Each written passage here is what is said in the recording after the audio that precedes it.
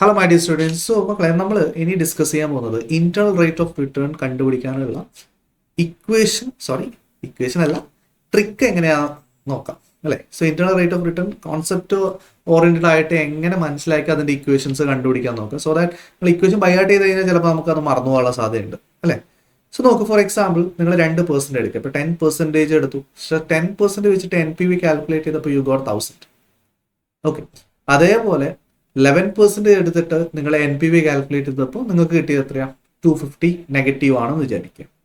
So ഈ കേസിൽ ഞാൻ 2 ലൈൻ വരച്ചിട്ടുണ്ട്. നോക്കാം. സോ ഈ ലൈനിന്റെ ഒരു കോർണർ 10%, ഇപ്പുറത്ത് 11% ആണെന്ന് വിചാരിക്കും. സെയിം ഡിസ്റ്റൻസിൽ ഒരു ലൈൻ കൂടി വരച്ചിട്ടുണ്ട്, 1000 ആൻഡ് നെഗറ്റീവ് 250. ക്ലിയർ അല്ലേ? യെസ്. അപ്പൊ ശ്രദ്ധിക്കാം, ഇവിടെ 10% കറസ്പോണ്ടിങ് ആയിട്ടാണ് ഈ 1000 വരുന്നത് അല്ലെ. 11% കറസ്പോണ്ടിങ് ആയിട്ട് എന്തുണ്ട്? 250 നെഗറ്റീവ് ഉണ്ട്.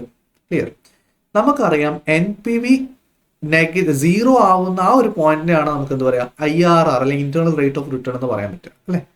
സോ അങ്ങനെയാണെങ്കിൽ മക്കളെ, ഈ ഒരു ലൈനിലെ നിങ്ങൾ ചെക്ക് ചെയ്ത് നോക്കിയാൽ നമുക്ക് മനസ്സിലാവും.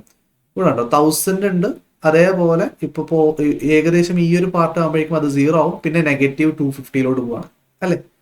സോ എക്സാക്ട്ലി ഏകദേശം ഇതേ പോയിന്റ് ഈ മുകളിലത്തെ ലൈനിൽ എവിടെയാണോ വരുന്നത്, അതായിരിക്കുമല്ലോ the percentage at which NPV is 0. Clear ആണോ? യെസ്. അപ്പൊ അതെങ്ങനെ കണ്ടുപിടിക്കാം നോക്കാം. സി, നമുക്കറിയേണ്ട കാര്യം ഇതാ, എന്തായാലും 10%ന്റെയും 11%ത്തിനും ഇടയിലാണെന്ന് ഉറപ്പാണ്. ക്ലിയർ അല്ലേ? കറക്റ്റ്. അപ്പൊ 1000 നോക്ക്, ഈ ഒരു പോയിന്റ് നിന്ന് ഇവിടെ വരെയുള്ള ഡിസ്റ്റൻസ് എത്രയാന്ന് നോക്കാം. എവിടെ ഡിസ്റ്റൻസ് എത്രയുണ്ട്? Yes, it's 1000.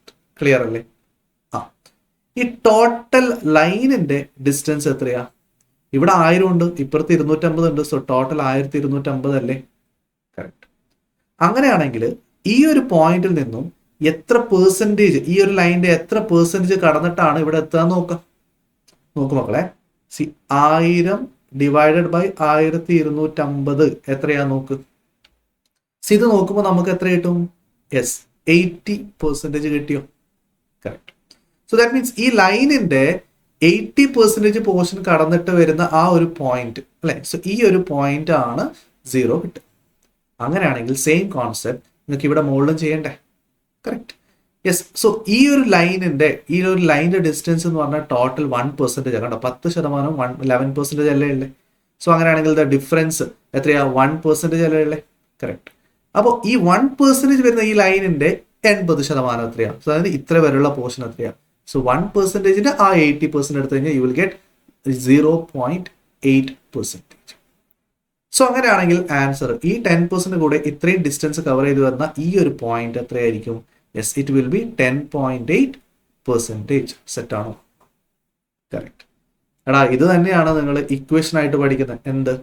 Yes, lower rate plus NPV at lower rate divided by NPV at lower rate minus NPV at higher rate into higher rate minus lower rate. So ഈ ഒരു സാധനമല്ലേ നമ്മൾ ചെയ്യുന്നത്.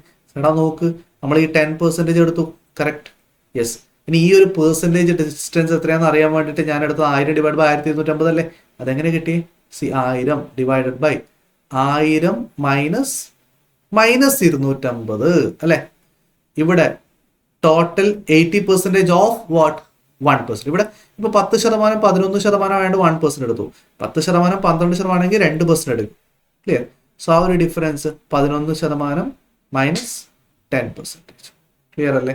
യെസ്. അപ്പൊ ഇതൊന്ന് സോൾവ് ചെയ്ത് കഴിഞ്ഞാൽ നിങ്ങൾക്ക് ആൻസർ എത്ര കിട്ടും? You will get 10.8%. സെറ്റ് ആണോ?